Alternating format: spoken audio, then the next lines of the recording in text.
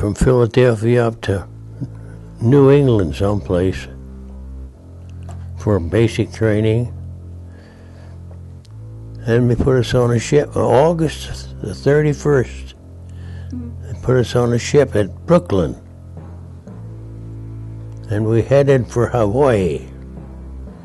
Boy, oh boy, going to Hawaii. You can imagine that. This kid from a farm in Pennsylvania is going to Hawaii. I was really excited. When we got to Hawaii, and while we were on the train, it stopped right in the middle of Hickam Field.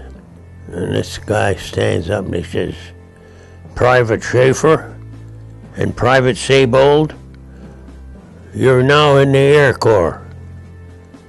So we looked at each other and we said, "Well, how come we joined the Coast Artillery?" "Well, you were the only two out of this 600 men that have high school diplomas." How they knew that, I don't know. I said, "Oh boy, I'm going to get to fly." Yeah, you know what I flew? Lawnmowers. But I did finally get to go to radio operator school, aerial radio operator. And then to gunnery school. And then I was assigned to a crew of a B-18, a Douglas B-18. The only good thing about a B-18 was if you were shot down over water, it floated. Yeah.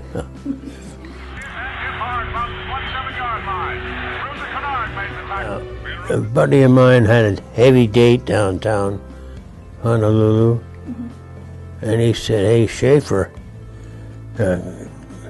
I'll give you $2 if you do my watch." $2. Well, that's what we made a day, $2. That was big money. So I was on duty in Hangar 1. You remember in the movies you've seen a telephone switchboard where you sit down here and there's all kinds of stuff up there? That's what we operated. Because we had troops every place in the Hawaiian group, and they all had radio telephones, studying to be a pilot. That's what I wanted to be, a pilot. So that's where I was when all of a sudden... We interrupt this broadcast to bring you this important bulletin from the United Press. Flash, Washington. The White House announces Japanese attack on Pearl Harbor. December 7th, 1941, a date which will live in infamy.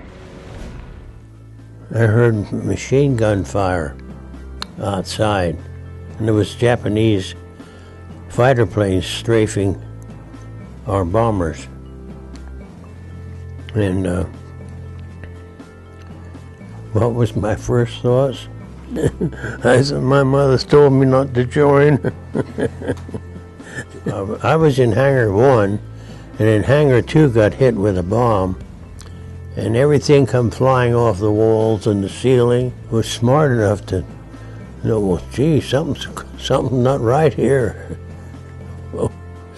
So I, being a nosy kid, went out and they opened the door for me and went out, and just at that instant, the Arizona was hit. It was a really big explosion. Well, then everything blew up, you know. Yes, people, other airmen came out, started to mingle around the hangar and waiting for instructions.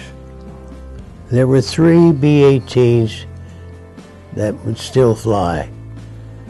And Unfortunately, you and you.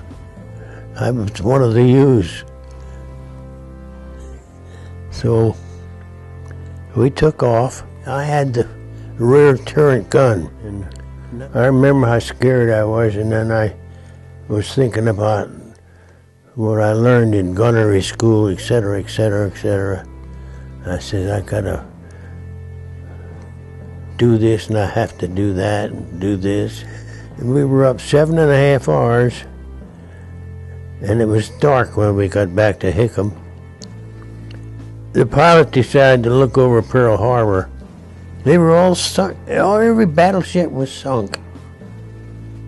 Every one of them. It was dark.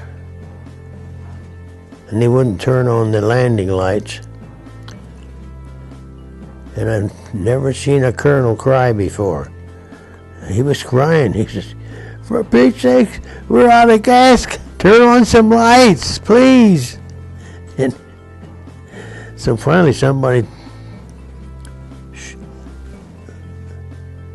turned on a searchlight down the runway and let us land. And we're landing, everybody down there is shooting at us. First thing I did was throw a tarp on the ground under the plane and, hey, I'm going to get some sleep. All in all, I enjoyed my career and would certainly recommend it to any young man that's wondering what he should do.